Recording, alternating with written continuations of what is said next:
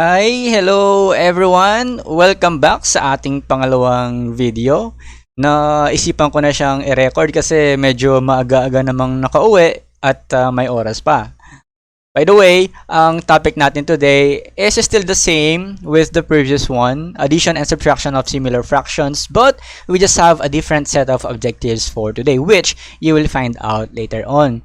Before kasi ako mag-start sana sa discussion, gusto ko muna magbasa ng comments sa ating first video. At unang-una na sa listahan, nandito si Ma'am Kimberlyn Kizon. Sabi niya, nasaan na? Hanapin natin. Wala pa yata. Sabi niya, grabe, nanuneng day ing kapogian mo, pati ing mas diname mo.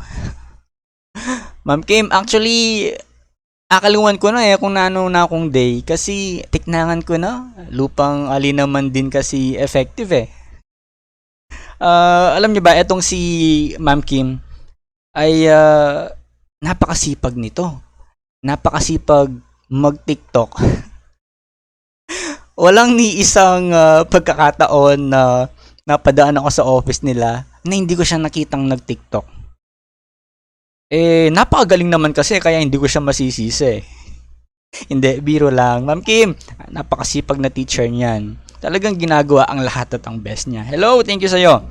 Next, we have Ma'am Maylin Pinlac, ang next mayor ng Malusak.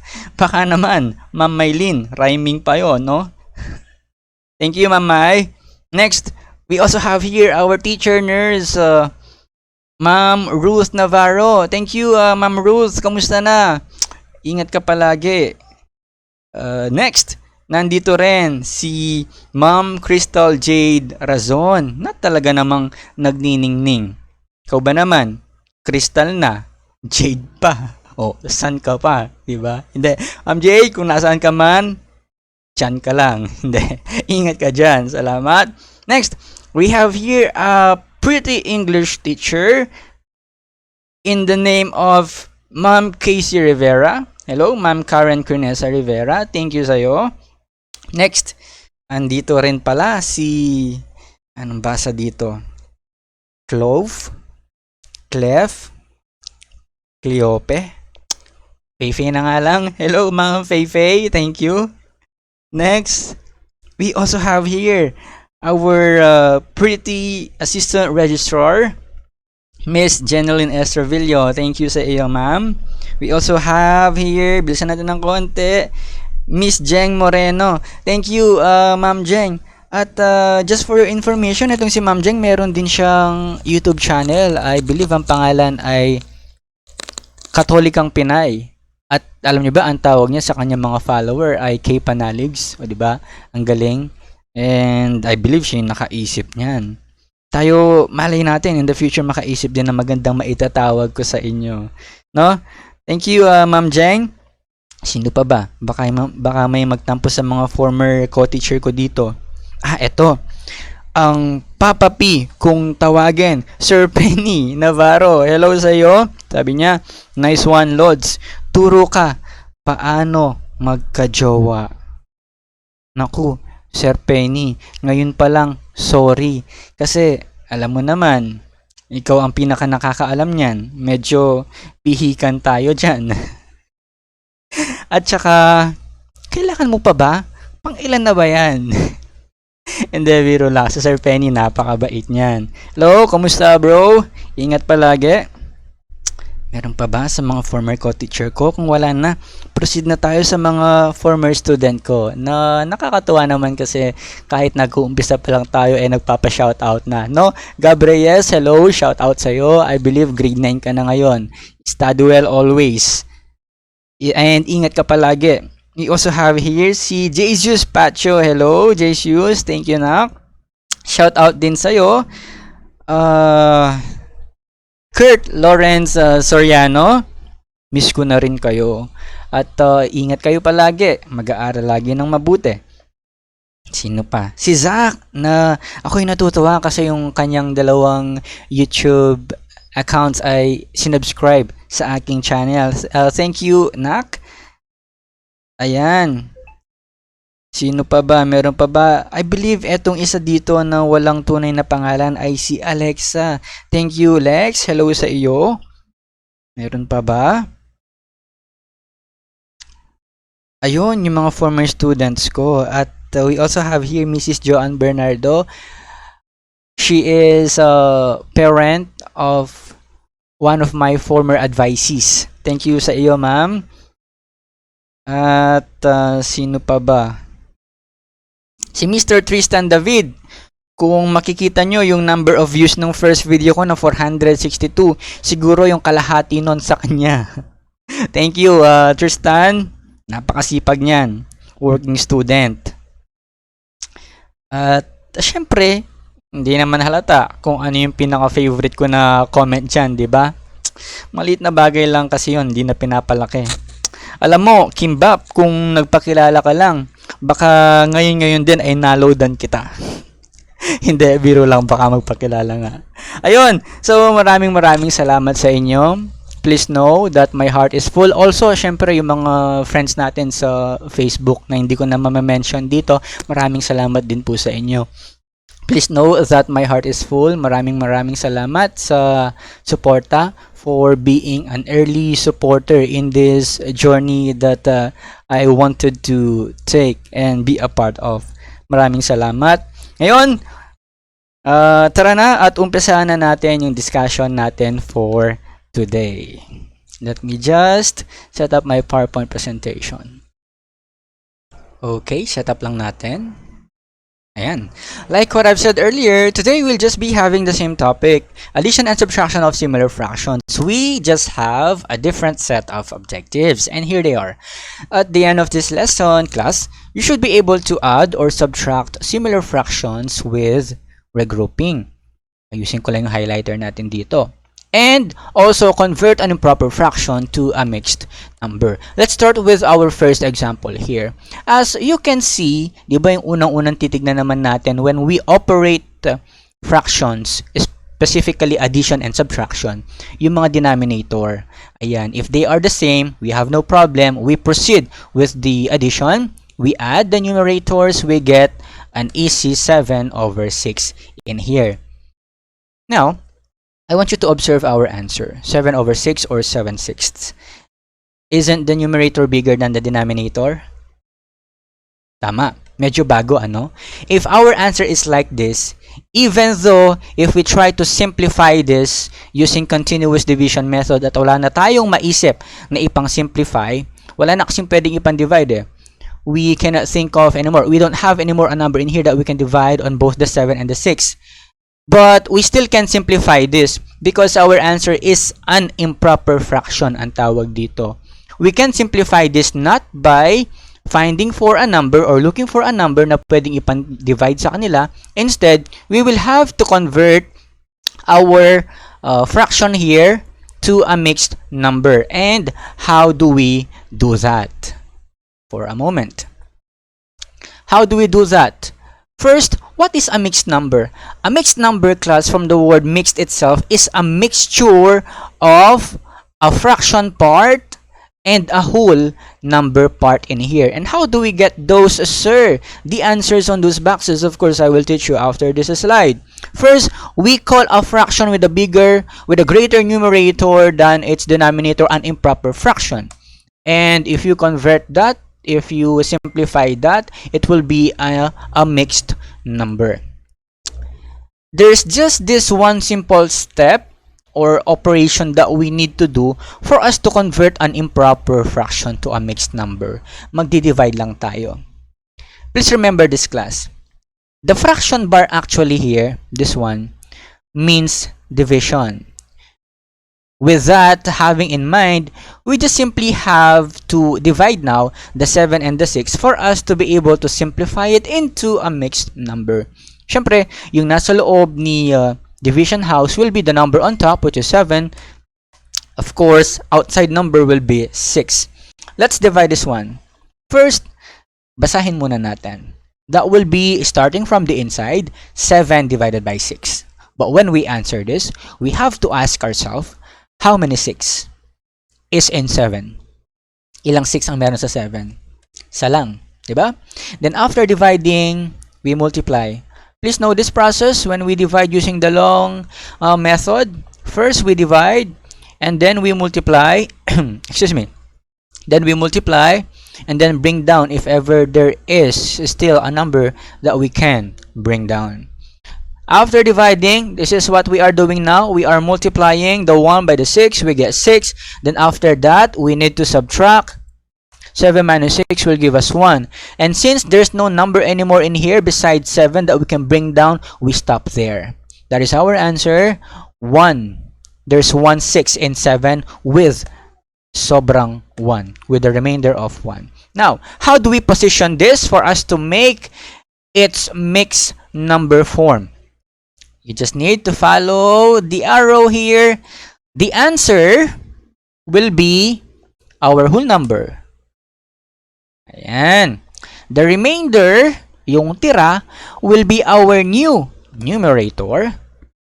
And of course, whatever the remaining number is, that will be our denominator here, which is 6. Our divisor will be our denominator. Or if you want, class, actually even before putting the whole number and the new numerator here, we could actually put the 6 in here right away. Kasi tandaan nyo ito, kapag nagko-convert kayo ng improper fraction sa mixed number, pareho lang, class. Whatever you do, pareho lang yung magiging denominator nila. So, might as well, you put right away your denominator here, which is 6. Kakapin nyo lang yung sa kung ano man yung inyong kina-convert.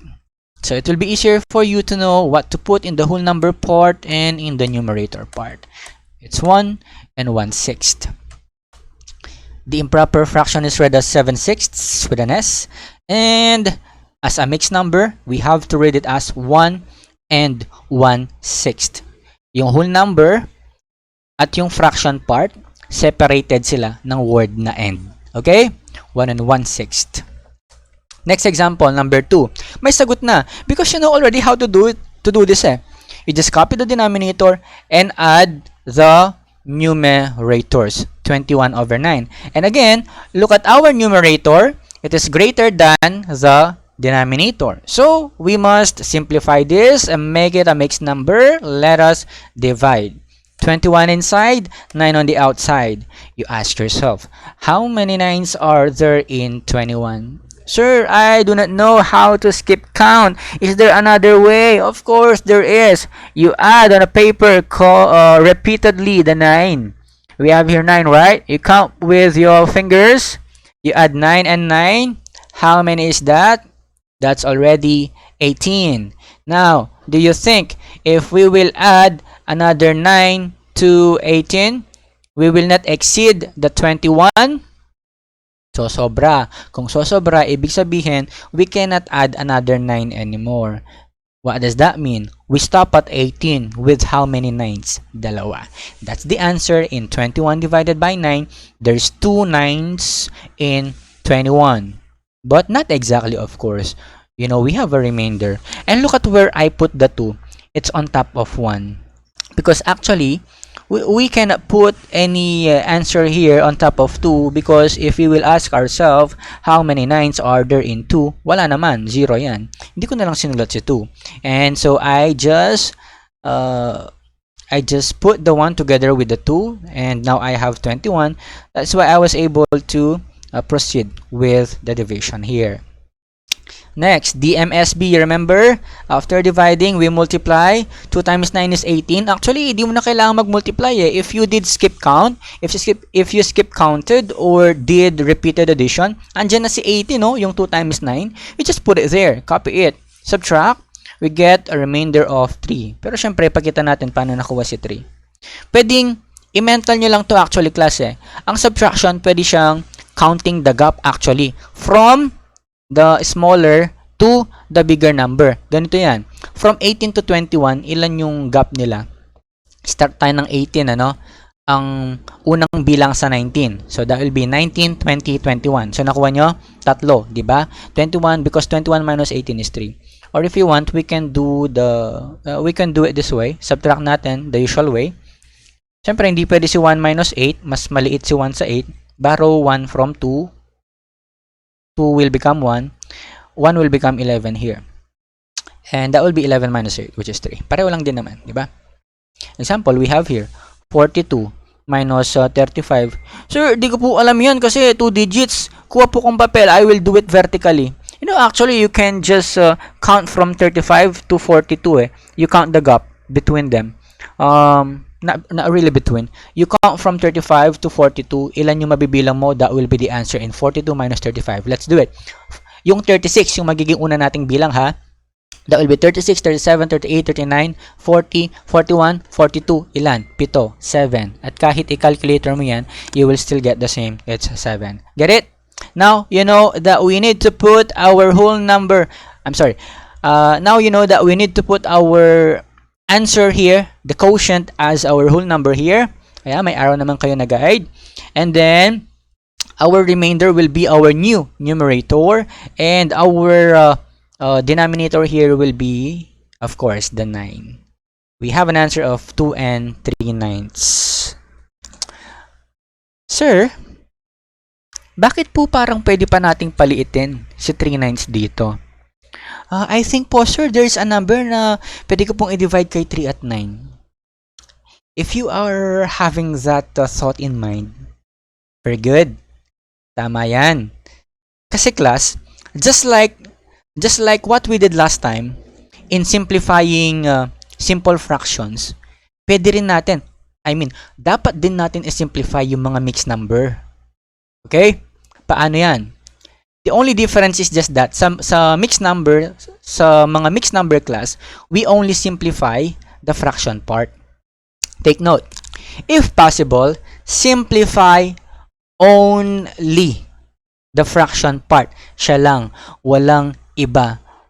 Siya lang dapat, wala kang ibang isa-simplify kung hindi si 3/9 lang.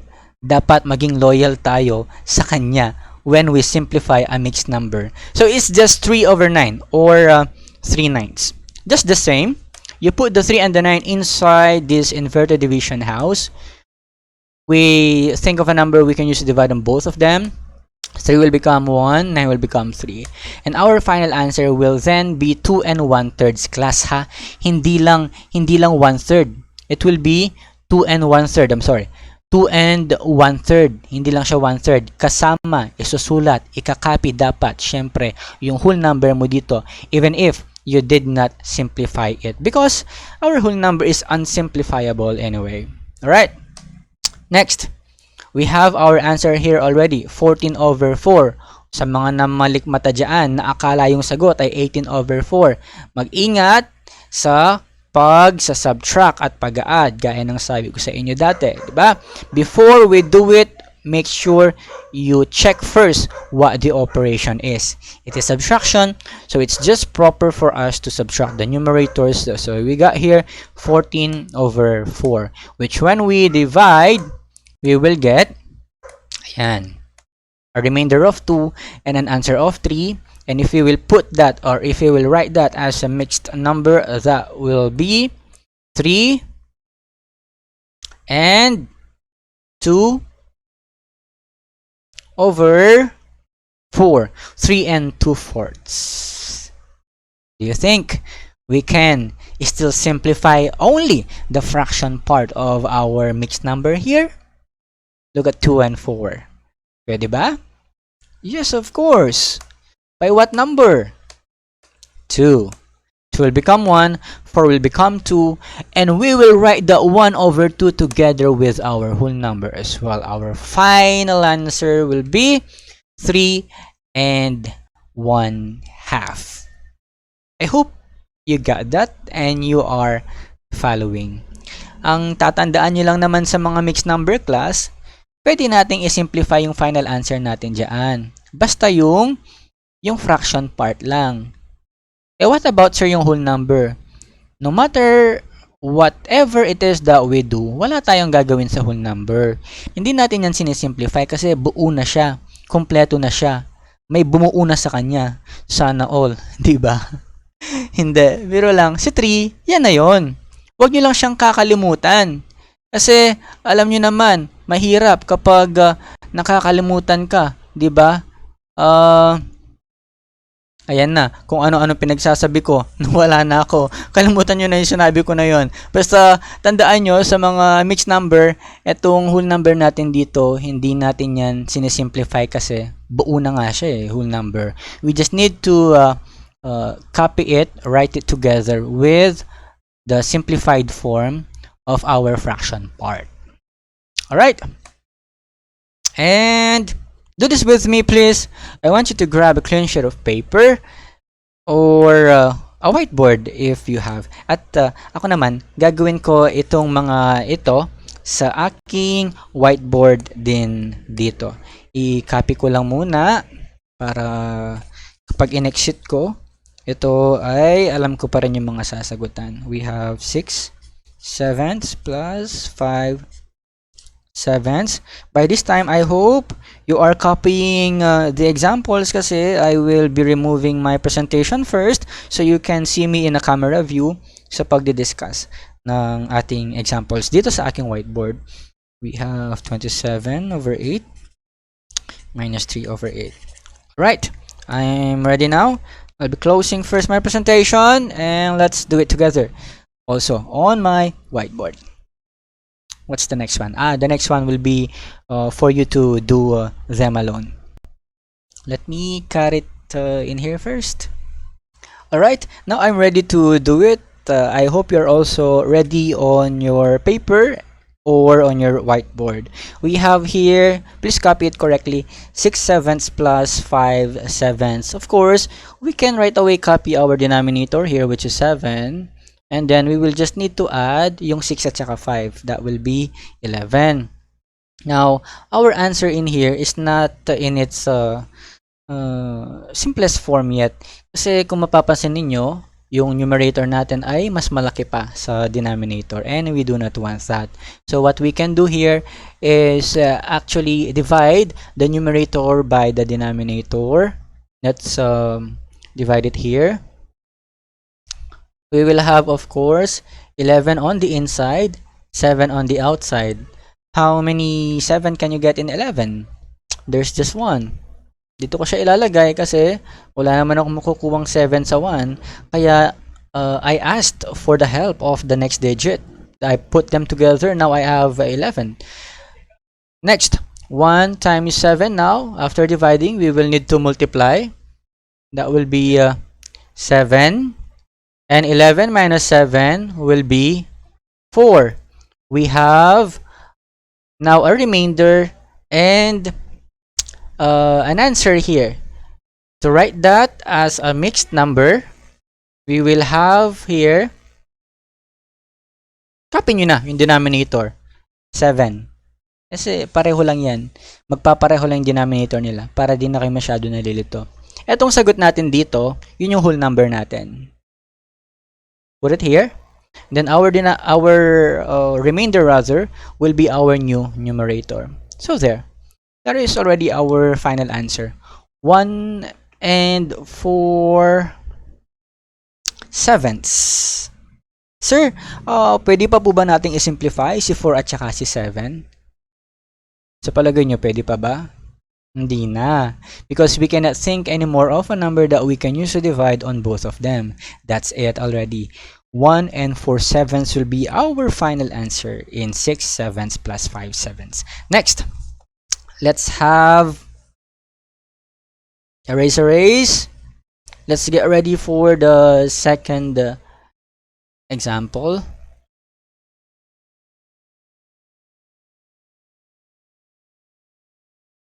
Barahin na natin siya. Sige. Next one, we have 27. Kala ko hindi nagre-record. We have 27 over 8 here. Be careful, the operation now is what? Subtraction. Magbabawas tayo. 27 over 8 minus 3 over 8. Let's see what we will have here. 3 over 8. Copy mo na, no, class? Yung denominator. And then let's just subtract 27 by 3. Sir, I'm having a hard time doing it horizontally. Can I do it vertically? Yes, of course, no problem with that. 27 minus 3 will give you 24. That will be our numerator here. And as you can see, it's obvious that 24 is greater than 8. So we will have to what? Divide. Divide the 24 by the 8. 24 inside, 8 outside. If we divide this, you will know we will get how many 8s in 24. Tatlo, di ba? And if we have this, next step will be multiply and then subtract. 24 minus 24 will give us a remainder of 0. Walang remainder. So, sir, paano po yan? How do we form now our mixed number if our remainder is 0? What will be our new numerator? Wala. Kasi, tandaan nyo to class, if after you divided, what you got has no remainder, meaning to say, your answer is just a whole number here. Or if you want, you can still follow the steps I taught you. Our answer will be our whole number. Our answer will be our whole number, which is 3. And then our, of course, denominator here will be 8. And then our remainder will be 0. Tama rin naman yan. 3 and 0 over 8.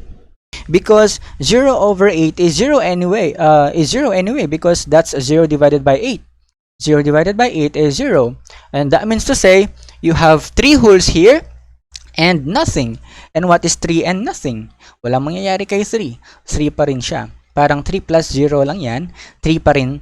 And much better na lang kung hindi na natin ilalagay si 0 over 8 dito. Just remember, class, that when you got a remainder of 0, wala kang remainder. Ibig sabihin, sakto yung pagka-divide mo, sakto rin yung sagot mo. Gets? Okay. Let me see if you really got it already. It's now time for you to do an activity alone. Let me go back to my presentation. There. That's what we did earlier. And now it's time for you to practice on your own. You may pause the video here and try doing the following on a clean sheet of paper, and then just resume the video once you are done to check your answers. Class, please, I want you to do this honestly on your own so you can as well evaluate yourself well. Ayan. Copy. But you may pause this first so you can have more time to copy. And then, the answers will be shown in the very last part of this video. You just check it also on your own. And there. I just want to thank you all so much, guys. Imagine, just last Monday, ano ba ngayon? Wednesday. Just last Monday, September 5, I just had 2 subscribers. But now, look at how many I have already. September 7, Wednesday, I have 87 subscribers. And, you know, wala na akong masabi kundi maraming salamat. And I hope if hindi pa kayo nakasubscribe sa aking channel, you'll be able to just click the subscribe button. And don't forget to click also the notification bell so you'll get notified once I upload a new video. And then, kagaya na sinabi ko rin dati, kung meron kayong kakilalang sa palagay ninyong mga kailangan ng mga video ko, please do share it with them. Alright? Thank you. And here are the answers. There. For today, that will just be all. Again, thank you so much for your time. Thank you so much for listening. Just see you all again in our next video. Have a good day and take care, everyone.